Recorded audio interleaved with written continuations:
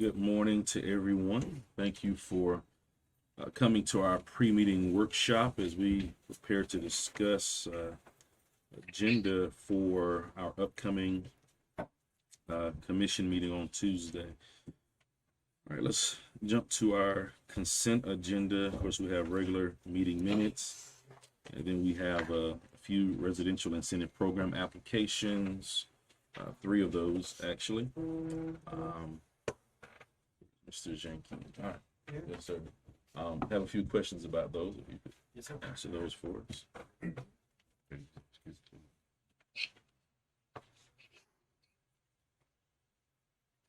You have any questions about it?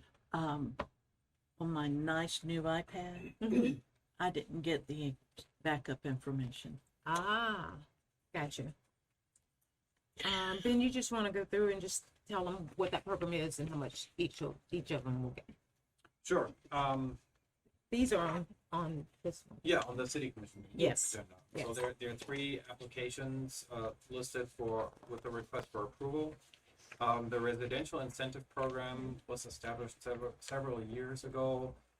In a nutshell, if you as a vacant property owner, if you decide to build a house on your vacant property, a residential home, you are eligible for an incentive up to $5,000. There are 2 categories, $2,500 and $5,000.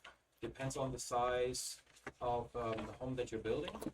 And so the house at 804 West 15th Street,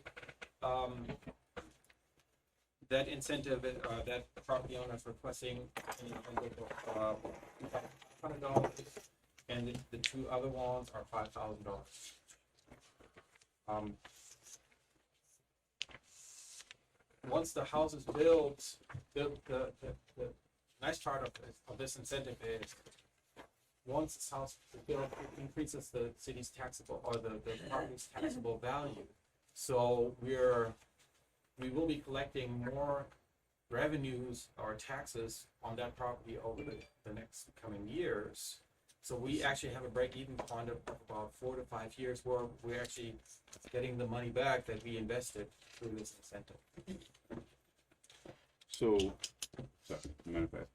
So is that incentive because it's so expensive to build in Lynn Haven? No. No? Oh, okay. I don't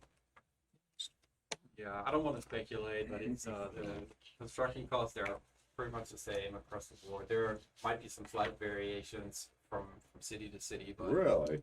The last Huh, email I got interesting. was from the police department.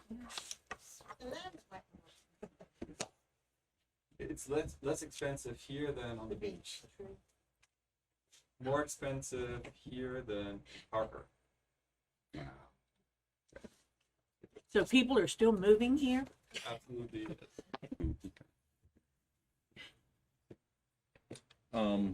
So for homeowners, if I own a piece of vacant property, I can apply somewhere between 2,500 to 5,000. What is the incentive for contractors? Is there an incentive program for them? No, only the property owner can apply for this incentive. Okay. So a lot of times the contractor is actually the property owner, but the key question here is who owns the property? Got Who it. owns the deed? Okay. Actually, there is an incentive. It's called private providers.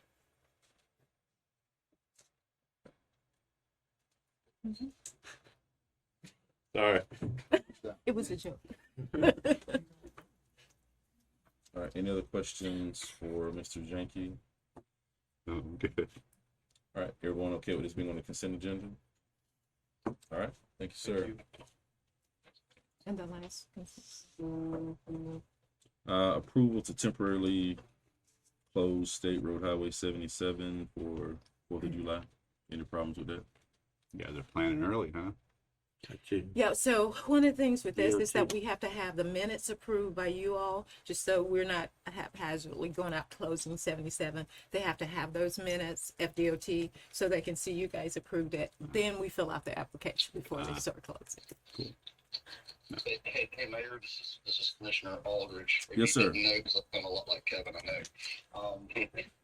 But I also want to bring up, our employees always work really hard on all these holidays, and it seems like even though I love all of the things that we do on almost every holiday, it's like our employees are having to work almost every holiday. So I was want to know if maybe we should put on this agenda to go ahead and give them July 5th off.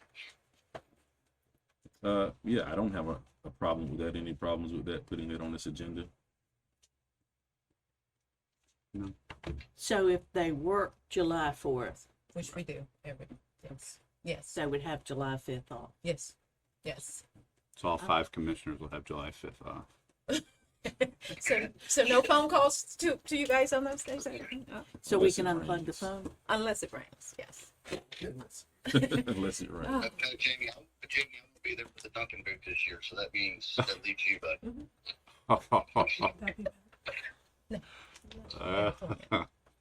All right, any objections putting that on this consent No, agenda? I'm good. All right, thank you, sir, for that reminder. yes, sir. All right, moving on to our old business. This will be the final reading of ordinance 1148 for 17th Street low density residential to public institutional. Any questions about that one? Hopefully no objections. Number 14, this will be Bay County residential to City of Lynn Haven low density residential. Any questions about that one? All right, number 15, this will be a final reading. This is low density residential to mixed use on Florida Avenue. Yeah, I have mixed emotions about that. But it is mixed use, I understand. That's a good one. Should I've restated it? I have mixed emotions. No, you're fine. So we can chat about it. I know- Does anybody else have mixed emotions? I did it originally. I actually drove by there just to kind of look at the area, I did too. and I kind of understand what Amanda's saying, where the house that's on the corner is mixed use, but it's currently being used as a residential house. Yeah. And so I think our job as a commission, and I don't know if Amanda wants to expand on that, but you kind of got to look at the property and see if it's compatible with that area. And even if it was used, that one corner lot was used as an actual business, I'd still have mixed emotions of whether to turn that one into a mixed use. And the challenge with making it a mixed use is that we don't determine we can't forecast what that may actually be used for as a mixed use once it's designated as mixed use, because there is a laundry list of things that you can use for mixed use. So although they initially might say, well, hey, we would just like to use this as a mixed use, we would have to make our decision based on all of the potential that it could be as a mixed use, and not just what they may say it's going to be used for, what we think it may be used for, because it could be used for something else at that point. What we do know is that as low density residential, it's still going to be low density residential. You know, you're not going to maybe use it for anything else other than that. So are there any questions for Miss Amanda? I have some something that I just wanted to say, because it's not often I recommend denial on anything. If it's, if it's most things meet, otherwise they don't come to you in the first place. Do you know what I mean? Most things meet all the criteria. The way I see it with this one is it's surrounded on 3 sides by low density residential, and it only has mixed use across the street, which isn't actually being used for retail or anything. It is still being used for as residential. It would be different if that were retail across the street or something, and also if it were this property here that was asking for mixed use, this one, then it would have had commercial right there across the street from it. It would have had mixed use here. So I would have recommended approval if it were there. But Because now you reach into a potential where the opposite side could get changed to mixed use, and then you get a house in between that's being yeah, it's just surrounded. not, do you know, if it was, it's almost a bit like when you annex something in. if it's contiguous, so let's say that was the city and that wasn't the city, and this wanted to annex in because it's kind of adjacent to the city, it's kind of contiguous, then yeah. So this is a real tricky one for me because I know as a planner that this will become mixed use at some point. It's the right place for mixed use to be. I just don't think that it's the right time because it's got low density residential on 3 sides. Right. But it is a tricky one. And I don't know if you want to know. They recommended denial. You mind keeping that page open? I don't know if you know this, but across the street, can you point to the one that was in the middle that we denied? This one wanted commercial. They wanted commercial and we denied that back, I don't know, it was the last year or something like that. And I think that one was already mixed use. It's Yeah, already it mixed was. use. It was this one that was mixed use, and Yeah. he wanted commercial. I didn't know if you knew the history that we did that at one time, so. So, What does it being in the historical area have to do with anything? nothing really. Not when it comes to the uses. If it's in the historic plat, then there are restrictions on the size of properties that a house can be built on. If it's in low density residential, even if it's in the historic plat and it's mixed use, there's no restrictions on the size of the lot. So if it's in the historic plat, then the restrictions are under low density residential land use. Their lots have to be a certain size before they can build a house on it.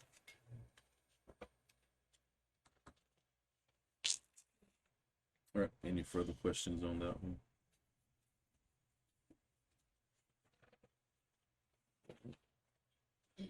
Number 16, final reading of ordinance 1151, amending ULDC, layout of transportation facilities, parking surface. Any That's going to be questions on an that one? asphalt surface? Yes. I'm just clarifying some verbiage in there to make it very explicit of what we mean. It's, since I'm still learning. So, that means that every time we do a parking lot, it's going to be an asphalt lot. Yes. Because before, and it's actually came up within the past 2 to 3 months, we just basically said hard surface. And I'm just using it as that's not the actual verbiage, but we just said a hard surface. Well, anything can basically be hard, but it was, Left a lot of gray area. It did. yeah. And so we had someone that came in that initially said they were going to do asphalt, but they decided to do a different surface type. And so because our language was ambiguous as to whether or not it should be specifically asphalt, then that created what we're discussing now. So. All right. Final reading for ordinance 1152. This is the interlocal service boundary agreement with Bay County. Any questions for city attorney on that? Can I ask Amanda a question? Sure. Are any of those properties vacant lots? Yeah. You know, they are? Yeah, I believe they are. So that means they're gonna, I say yes. Maybe I should have another look. yeah, if you don't mind, Vera. Yeah. No, because I answered yes like that because we've had so many phone calls, Yes. and some of the people that have called have had vacant parcels. So that's Really? what, but they haven't been on the map. So that's why I Vacant- said yes. I've been looking at vacant parcels, but So vacant lots that want to build? well, I don't know what they want to do, but they want to come in the city. Oh, I don't know what they. Yeah, interesting. we have a lot of people who want to come in the city. Yes. This has really stirred up a Yes. lot of interest. Wow. I've had several phone calls, emails. Amanda does. She explains to them, and some of them don't qualify, and she'll explain to them why they don't. But a lot of them, we've had lots of inquiries. You don't have a record of the people that called in? I can start keeping. Yeah, we can. No, I just like to talk with the people that have vacant lots and ask them the question why they want to come to Lynn. I mean, it's a good thing. I mean, I just, I'm sure they're hard workers that, want to spend their money wisely and, We get You know. calls from Southport. Yes. wow. That's crazy. I'm just so confused. I'm sorry. Everyone wants to come to England. You know, there's a lot going on here. It's a beautiful city, and even though you might hear developers complaining about, oh, it costs too much or whatever, there are still plenty of people like Chantilly who will be in there. Okay, thank you. So we'll start keeping tally of those if you want us to, and then the emails where we've sent back to folks that have done inquiries, we'll give those to you as well. Any other questions about number 17? All right, number 18, discussion on the award of the RFP for the annual lawn care and chemical services for the sports complex and Kane Griffin baseball fields. All right, so we have a little more data today on that one in your agenda packets. Of course, we had the scores the last time. Today also includes some references or feedback on the references for the for those that made application for this project, for this award. And we also have the scores that are here today. So we basically should be able to get all of our questions answered today so that we can hopefully make a decision on Tuesday. All those down as discussion, but hopefully we'll be able to make a decision on Tuesday so that, because our grass is going to be growing and It is growing. and so we'll need to have someone, prepared to cut that hopefully after Tuesday. In regards to questions, it's just open for questions at this time. For RCI, it shows identified number of full-time, part-time employees. What does that say for full-time? Is that 809? 809. 809, huh? Wow. That's a lot of people. Mayor, I know there were questions about scoring, and did you want any of the scores? They're here to talk about. Mr. Sure. DeLonge's here. Mr. DeLonge, Mr. Lightfoot. Yeah, John. Yeah. Morning, Commissioners, Mayor. Morning. Mr. Gainer. So, I know some of y'all are new to this, but there's 3 ways that we go out for bids. One is we do an RFP, which is request for proposal, RFQ for qualifications, or sealed bid. Sealed bid, you take the lowest price. You don't know what you're going to get. So a lot of times we produce an RFP and RFQ. There's a lot that goes into grading these. It's not just the lowest price. We look at all the information such as staffing, references, their jobs, what they are capable of handling, what they can't do. So there's a lot of time that goes into grading these things. So that's how we came up, and it don't always come up with the lowest. On mine, RCI was 1. Legendary Lawn was number 2, which was the lowest. But with them having 5 employees, full-time employees, I thought maybe this was a much bigger job. Not saying they couldn't do it, but in my belief, if you got somebody that's got 809 employees, there shouldn't be a problem. And that's how these things go. So if y'all are looking to do the lowest bid, then we just need to do sealed bids and be done with it. Good point. And I think the tension came because there wasn't, as much information available, and we Wasn't presented well at all. And I'm sorry for that because it wasn't my department. Right. And Ms. Gaynor since then has instructed all the directors, if we do have something, they need to be better prepared. Yes.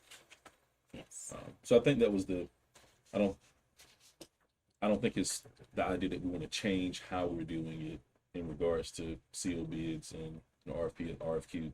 I just think as the commission, there were various questions, Sure. that Not understanding. It's an educational thing.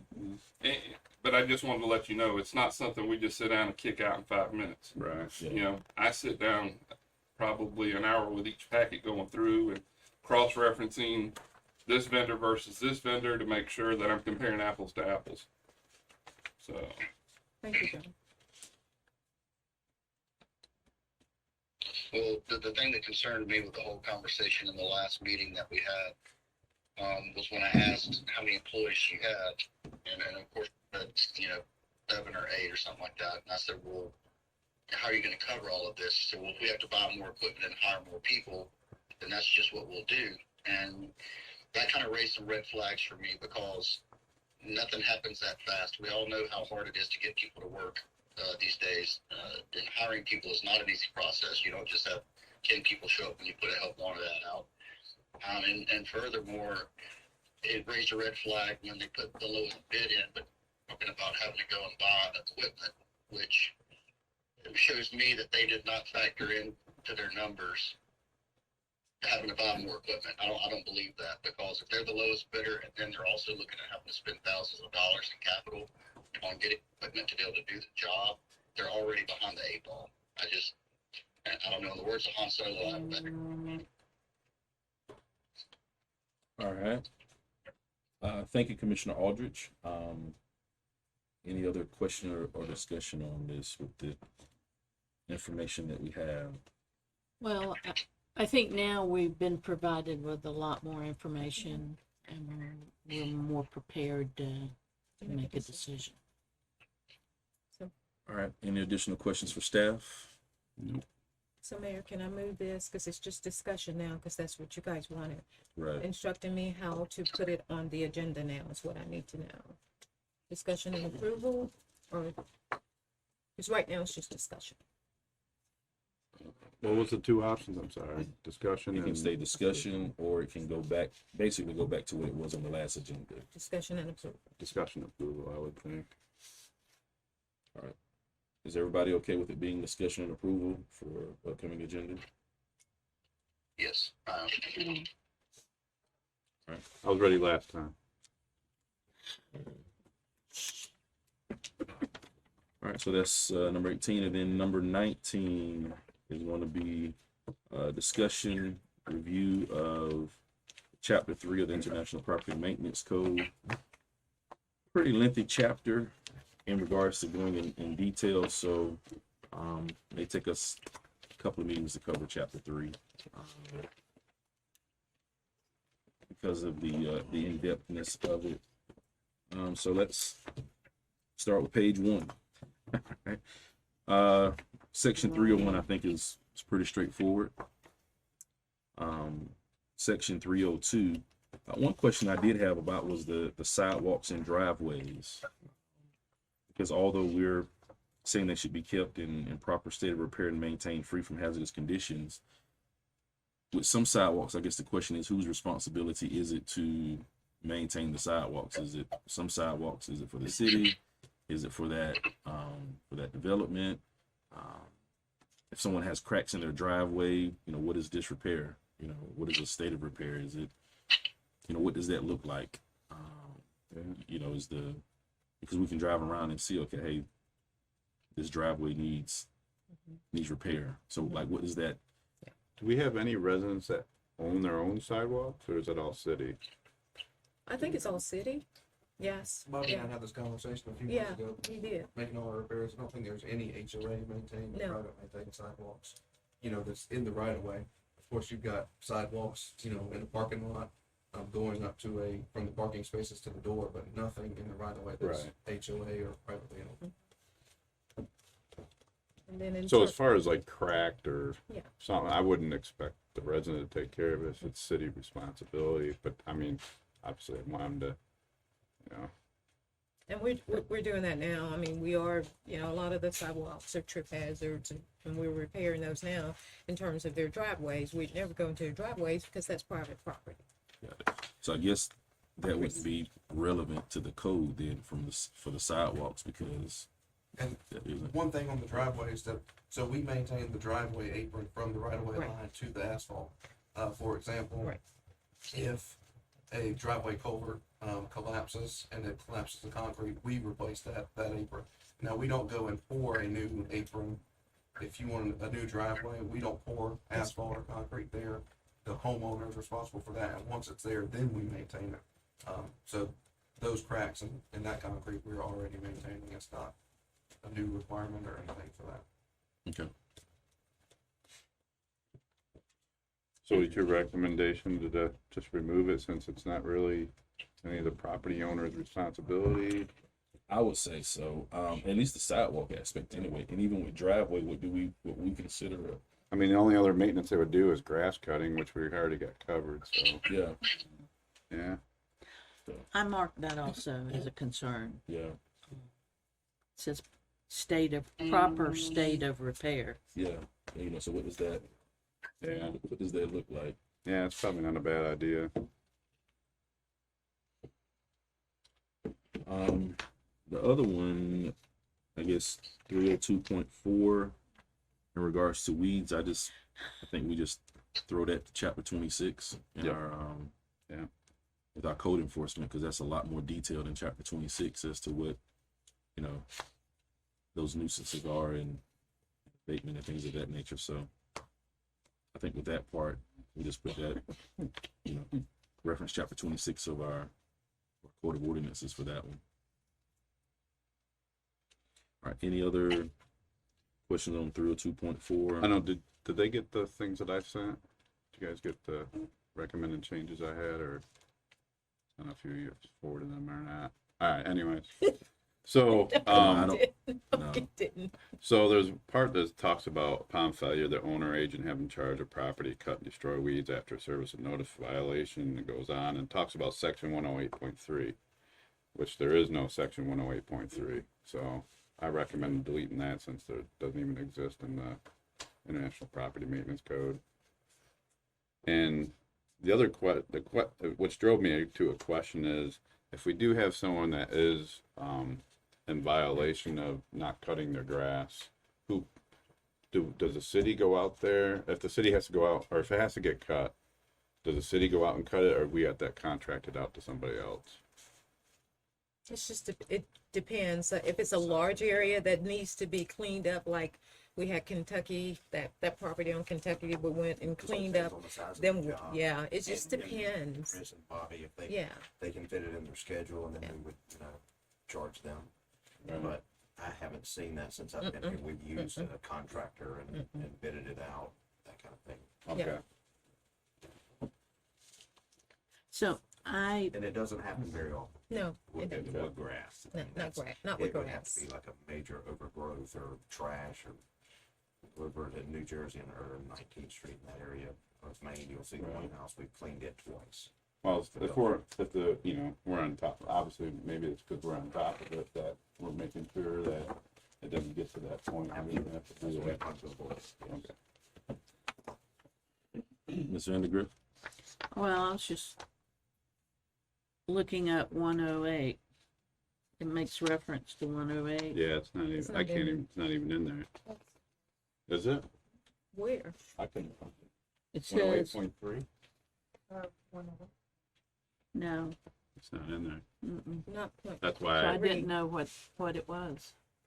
I highlighted what is it. Yeah, and that's why I recommended deleting it, because it's not even in there. I said, I think if we just replace it with our code, that it'll cover, Mhm. it'll cover all of that. Mhm. In regards to the violation, the response, all of that. And I will just say that the majority of Lynn Haven residents take pride where they live. Mhm. They keep up their yards very well. Yeah. It looks good, and so it's a small majority, but it does affect the residents around them, and I understand that. I do. So I think the most calls that I've received have really been on vacant properties versus, a residential property that's been a vacant property that's maybe next to a residential property or several vacant lots. It's probably been And if it's never been developed, I mean, then it's Yeah. almost like a woodland. When you think about the woodland properties around here that have never been developed. And a lot of people will call in to complain about those, but it's actually just never been developed. It's a woodland, Right. in the middle of a neighborhood. neighborhood. Right. rodent harboring. Any concerns, any disagreements on that one? Can we go back up to that 108? Are we deleting all of that paragraph because it says subject to prosecution? I wanted to know what that meant. Yeah, we're gonna What just, because we already have a a nuisance code. Okay. So it'd be, if you look at chapter 26 of our code of ordinances, it would include in very much more detail and depth about weed control, what a weed is. It include all of that in chapter 26. And so then I'm suggesting that we just, like we've done in some of the other chapters, just make reference to what we already have, instead of trying to hodgepodge a new code that Right. may or may not coincide with our code, and in some ways may not strengthen our code. So if we have this here and then we have our code, then there could be some conflicting in that. And if they do, then you gotta go with the stricter requirement, and it may not be what we were really intended to do. Yeah. So yeah, so we're just going to delete all of that and just make reference to our code in chapter 26. Okay, good. Any other questions before we move on to the next one there? Of course, we have rodents. I don't think any of us in favor of that. The next one was 302.8. I don't know if you had anything before that. Motor vehicles. I just recommended removing it and just reference it to our code. Yeah. In our code, does it give you an amount of time once you've received a warning? 14 days. And I guess I did When they have, receive notice. Okay. It's in, I'm sorry. no, It's in chapter 26-81, 82, and 97. Chief, in regards to enforcement, how do we enforce that? Or how do we just see a car there and just say, hey, is this car run? Well, it depends if it's on private property or on city property. Again, Okay. there's two avenues we travel. We have the red tags like you commonly see on the interstate where the troopers have put them on it. We do the same thing. It gives you 48 hours to move it off the right of way. Then if it's on private property, untagged, without a tag on it, then we do a notice and that starts the 14-day period. Okay. And as long as I've been here 5 years, I don't recall one that we've had to use any enforcement action where they didn't correct it or remove the vehicle. Right. So, I mean, but it's there if we need it. You know, it's one of those situations. I mean, I know there's a place within a couple blocks of here where a guy's got about 5 cars inside and I think his registration costs more than the vehicles that he keeps them registered. And so he's in compliance. Got it. And of course, if they put it in their fence in their backyard, we would never see it anyway. That's correct. And that's the thing, that's what we're after. Got it. And again, I can't recall us having Brian Freeman does a good job of going out and explaining, and usually we get a positive result out of it. Now, if it was out front, up on blocks, for like over 30 days, that would be a Yeah, problem. it's gotta go. Yeah, that'd be one of the red tags if it's out.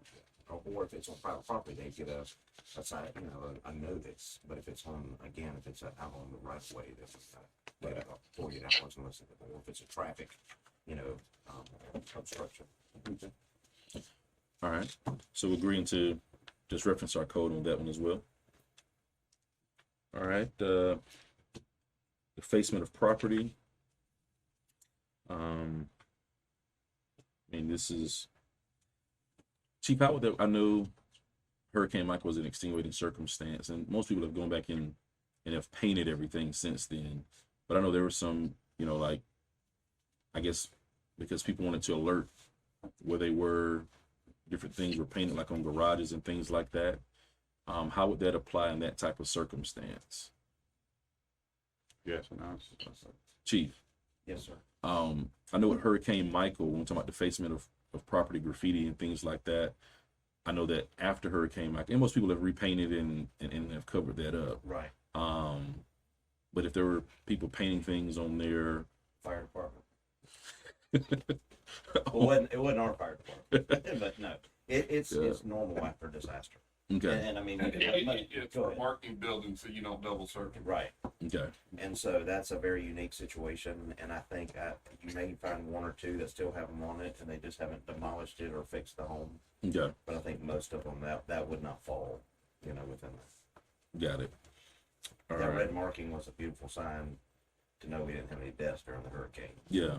So Yeah, that falls into one of those, during a declared state of emergency. yeah, exactly. It gets suspended. Got it. Got it. Now, what about the ones that said like "you loot, I shoot"? I mean, do we?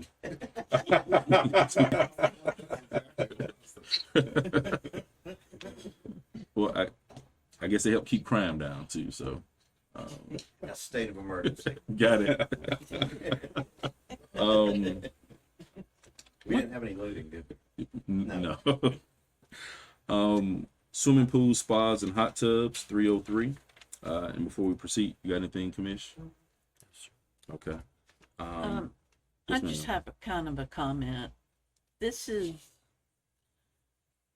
makes me kind of nervous. It's so specific, Yeah.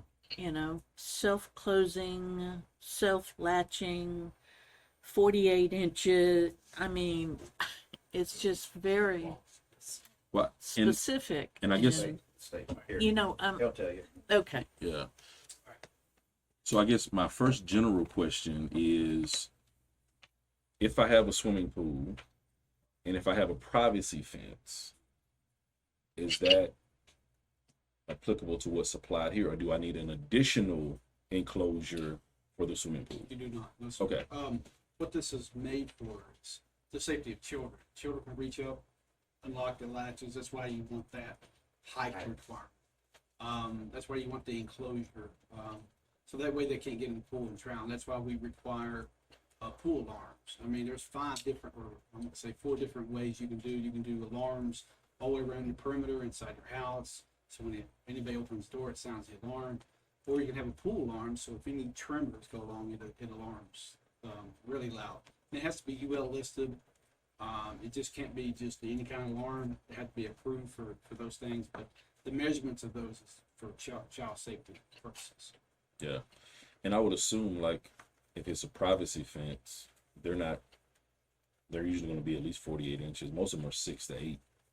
Well, we require now the new ones have to be 54 and have to be self-closing because you definitely don't want, because of child death, drownings, that kind of thing. So this one is saying 54, then we would need to get what your code is. It's 54. It's the same. Well, this one is saying 48 though.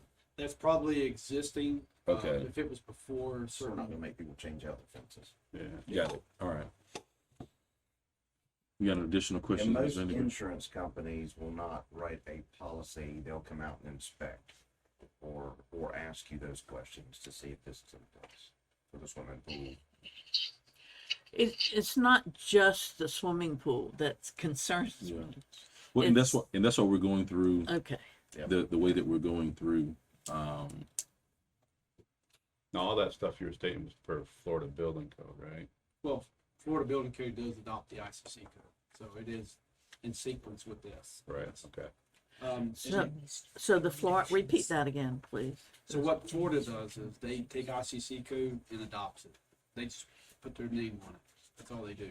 And then sometimes they'll go in and curtail their rendition of what their code should be in Florida. Like, for instance, they may increase the wind speeds, where other ones are in the national code, it might be a lot less. So they may increase because of our disasters. So just something like that. And then, of course, the administration code is different than this administration code because they do it for the Florida standards. Every jurisdiction, every state does it. I came from Virginia. They had their Virginia code rendition. So Florida does the same thing.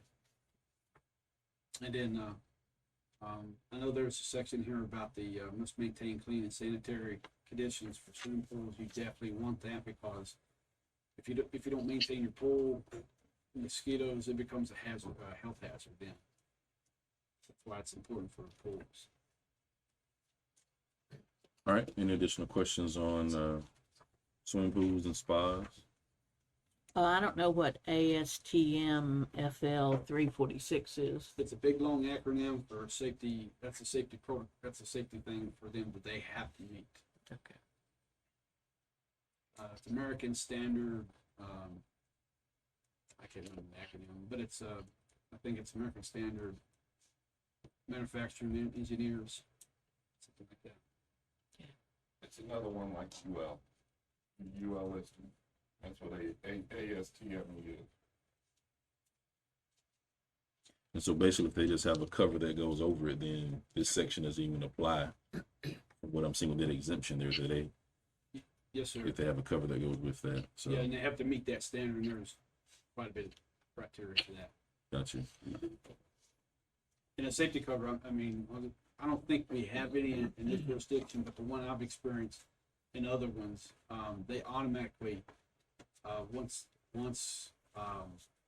somebody's done with the pool, they hit a button and it locks in place. You can't even, it has to be a hard surface, just almost as if you could walk on it. That's Got what it. this is. Okay, Thank you. all right. So should we change the 48 inches to 54 inches to match? Well, if you're going, Your people that are already existing. yeah, we have, Probably them. Okay, yeah, that's what, are you agree with me on that? Yes, again, Yeah, we don't- 48 existing. Existing. The new standards, what we enforce now, if people put new pools in, is 54 inches. Okay. We also provide that document upon the application, that all of that's listed in the application for swim pools. Okay. Thank you. all right.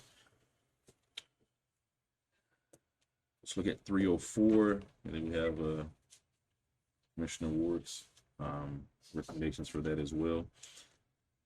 304.1, again, just changing it from International Building Code to the Florida Building Code. Yep. 304.2. Now we have highlighted here 304.1.1. And that's referring to the, again, going back to the Florida Building Code and just replacing that with whatever we would have in there. Yeah. For that, 304.2, got the recommendation for deleting peeling, flaking, and chip paint shall be eliminated and surfaces repainted. Okay, I have a question. Yeah. Yes, ma'am. Let's go back to 304.1, Mhm. where it says exceptions. It says demolition of unsafe conditions shall be permitted where approved by the code official. So we're talking about that one person again. Remember we talked about whether or not it was what that person Well, was going to be, or Yeah, what we determine, code building official, something like that. Building code official. Building code. okay. Okay, Yeah, so it'd just be that, whatever that terminology is. okay. We just need to be consistent. Yep. I agree, yeah. So, So we haven't updated it yet. So what we're reading is still, we're just still going through the IMPC as it was initially written. So, Right. that'll still be updated. I just go through and kind of highlight things Yeah. that jump out at me or seems odd. Yeah. That's how I think. All right. Any questions about 304.2? I know there was a lot of concerns about that part I recommend for deletion. At what point do you determine that it's a write-up or if it's something that should be, extra action should be taken, it's pretty subjective. I guess Like if they're the neighbors rust and things, I stain, guess, I don't know. Yeah. You can probably find rust stains on, The whole thing is overreaching. Even 304.1. I mean, you have to keep everything impeccably. Well, and we're replacing 304.1 with the Florida Building Code, which is what's actually, What we're using. yeah, Adopted through this. yeah. So, I mean, if the Florida Building Code is in place, we didn't write the Florida Building Code, so we're just, Right. having to go back and, But we're required to abide by it. right. So, that would be going back to a state issue for the building code than a municipal issue. Any other questions on 304.2? All right, 304.3. Yeah, there was just a conflict between the height of the numbers on your house. This one says 4 inches. Our code, I think, says 5 inches. So I would just refer to our code. As we're looking at 304, any other concerns? 304.4, 0.5, 0.6, 0.7, or 0.8? All right, 304.9. Commissioner Ward. I just put recommend deleting, where required, all exposed surfaces of metal or wood should be protected from the elements against decay or rust by periodic application of weather coating materials such as paint or similar surface treatment. I think that's the whole thing, isn't it? I'm looking at my Word document. You want a copy of it? I got my Word document. Go ahead. I didn't know what it looked like in the code. Oh, okay, gotcha, gotcha. All right, I highlighted that also.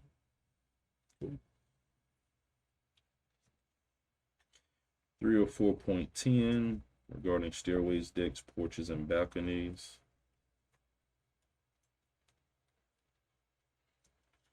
Any questions on that one?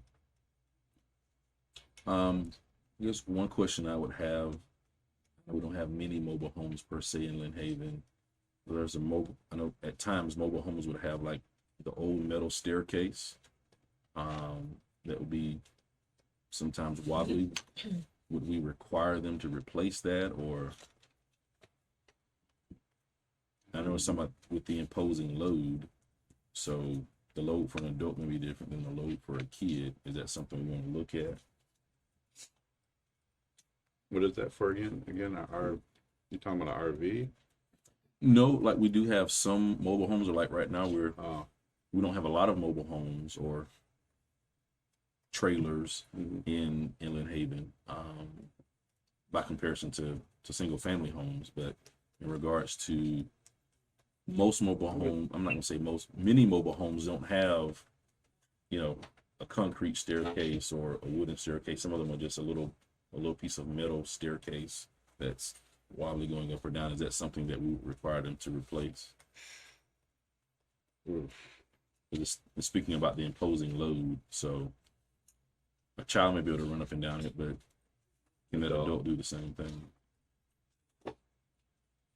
Aren't mobile homes, best I recall, aren't mobile homes not allowed within the city limits anymore? I think we had.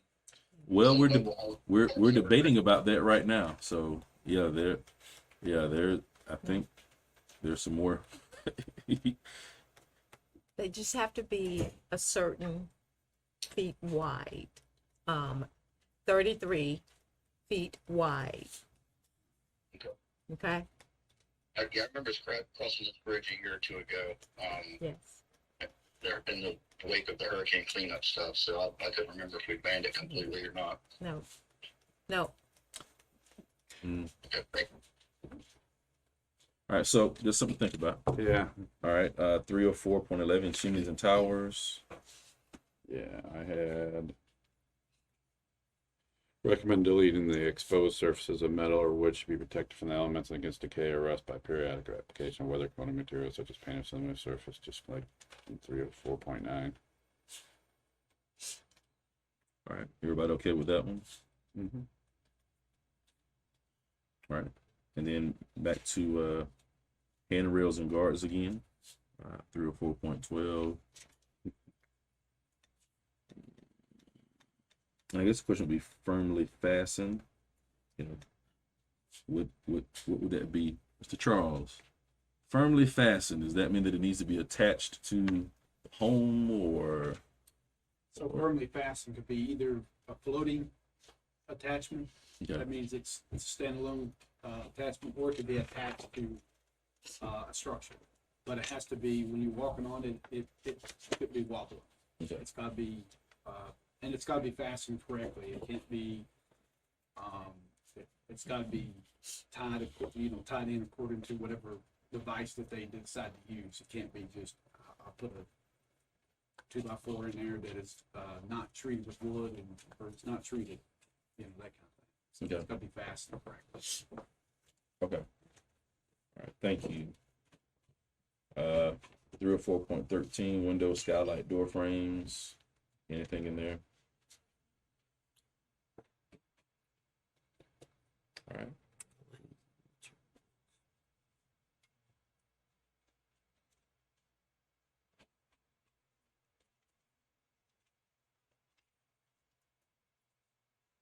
All right. 304.14, inset screen. Yeah, I just put recommend deleting in its entirety. And I know this was brought up, someone had made a comment on my Facebook page about what about businesses and stuff like that, but that pretty much falls under the Florida Health Code. They got their own code for that. So. All right. Can we go back to the open windows? Yes, ma'am. So all windows now are capable of being held in position by window hardware? I don't know. Are all windows that are made, I mean, we're getting easily openable and capable of being held in position? I mean, is that common? I mean, Okay. Reason for that. Every window in each bedroom has to, at least one or more has to have easy egress out. It's what they call emergency egress windows. So if there's a fire, you gotta be able to open it to get out. If you don't, I used to be a fire investigator, and we found where some windows were not operable because people painted them. I think what, I'm sorry, I don't mean to interrupt. I think what you're getting hung up on is it's being held open. That's the part, yeah, that's the part that she's getting held up on, I think. And basically, you wanna be able to hold, because if you don't, it'll slam shut and you can't open it. It'll keep going up and down, you know. And you want it to be able to. And most windows, 99.9% of windows are, when you open them up, they stay that way. It has nothing to do with fresh air or nothing like that. It's all about the egress. You have to have one. You have to have at least one in each bedroom. so what if you live in an old house and you've nailed down the windows? Well, it's probably best to try to find a, to have it to where it's easily open for your safety. I mean, I don't think. But we're not going to know that you've done that. Know. I mean, so I think part of, I do see what the code is saying, but I'm not going to come in your house to see what you've done to your windows either. Right. I'm not going to do that. Now, I guess if your teenage daughter tries to sneak out the window, or your teenage son tries to sneak out and they can't, they may come and report to him that I can't get out the window. It's a fire issue. So then they may go back and report that. Most complaints we get that I've received previously is from apartments, where they can't egress out. And so as a fire issue, we would go in and make sure that they are operable, and they do stay, they do operate it properly, and they have to be properly sized.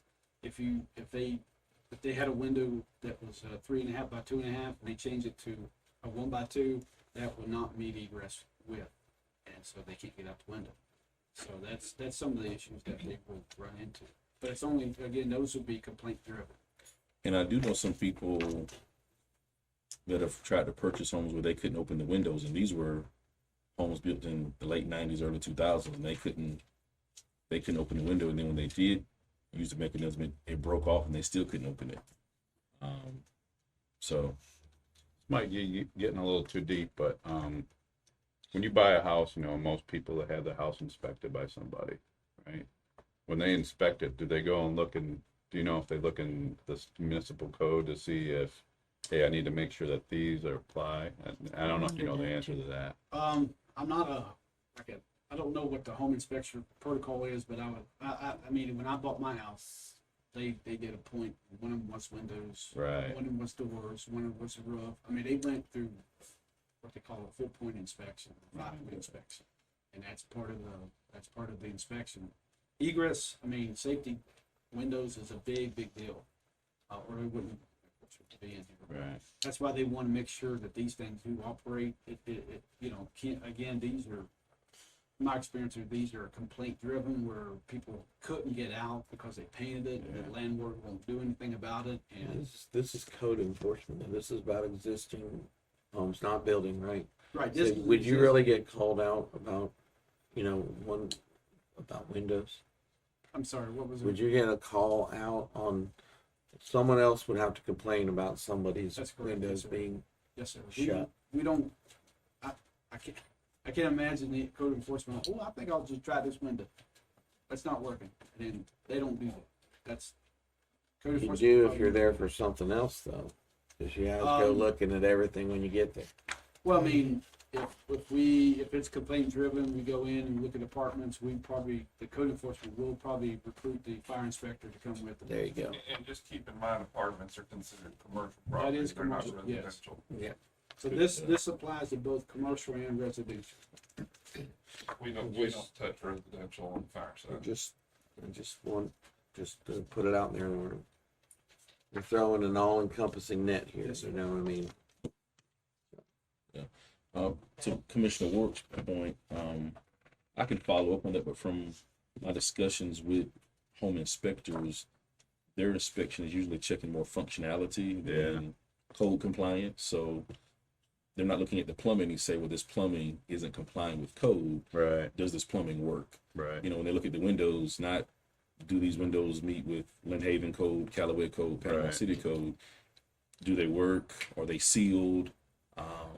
Even with the roofing, with the roofs, is it compliant with what, wind mitigation, things like that? So they don't necessarily look at the codes Right. as much as, the functionality of it, unless there's a code within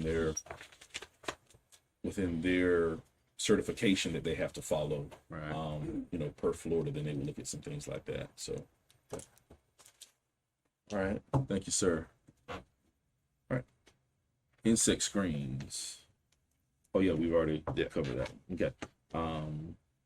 Doors, exterior doors, door assemblies, operated systems are provided. Basement hatchways. I have a question. Who's got a Sorry. basement? But I don't know many basements. Doors. Doors. That might be Yes, a ma'am. couple. It says sleeping units. Is that a bedroom? That's your Airbnb's bedroom. Oh, geez. Could be a shed. It says locks to dwelling units and sleeping units shall be tightly secured the door. So my question is a sleeping unit a bedroom? No, because it would have said bedroom, I guess, if it was specifically referring to bedroom. So, Yeah. What's a Yeah. sleeping unit? My lounge chair in front of the TV? which then, if you have a front door, make sure it's locked. Oh, okay. Yeah. Yeah. Alright, Guards for sorry. basement windows.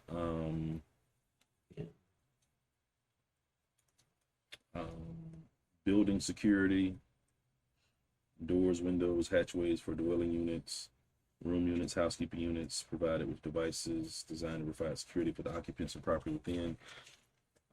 Any question on 304.18? You have to have a deadbolt lock. Says a sliding bolt shall not be considered acceptable. Everybody has to have a deadbolt. So that slide lock is not acceptable. Make a recommendation. Deadbolts. If you think it needs to be gone, make a Yeah, recommendation. we can just recommend deletion. Yeah. Yeah. Well, I don't know what the building code says. Well, I mean, I've seen a lot of houses don't have deadbolts on them. So. I can address the sleeping unit first. Yes, sir. In the definitions that you guys have, sleeping unit is a room or space which people sleep.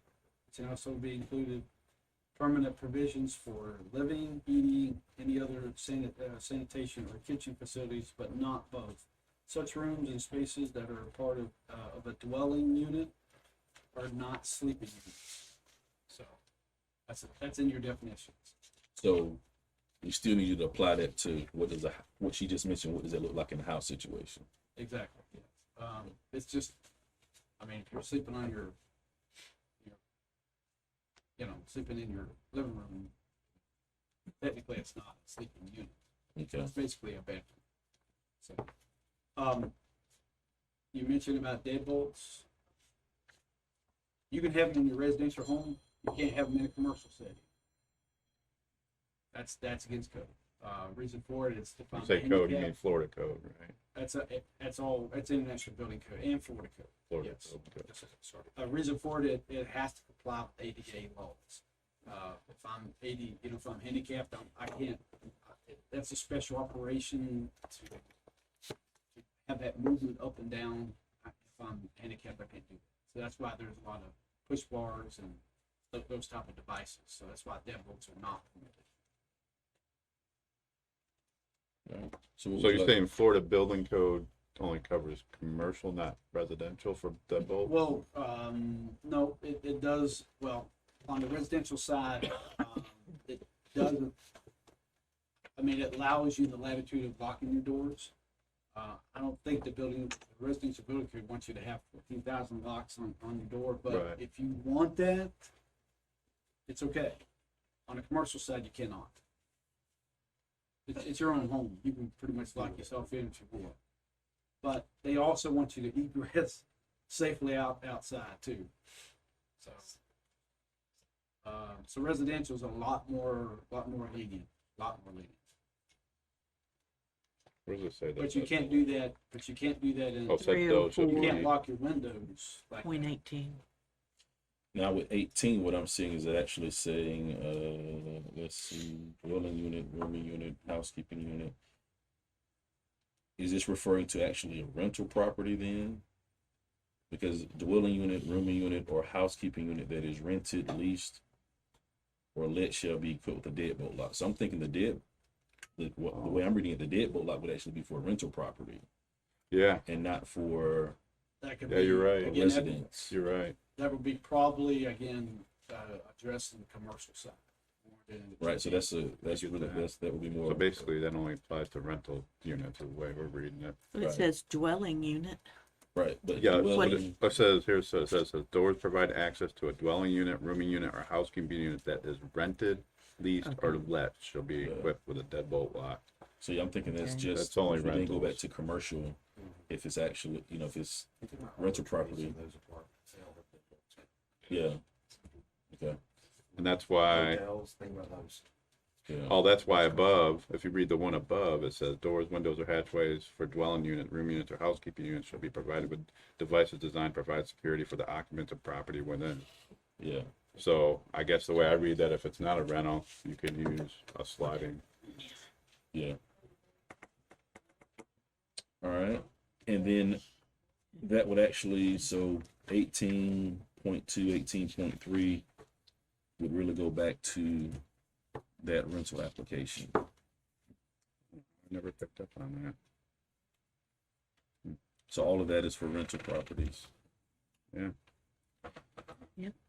All right, and 304.19 is our last one for today. Exterior gates, gate assemblies, operator systems if provided, and hardware should be maintained in good condition. Latches at all entrances shall tightly secure the gates.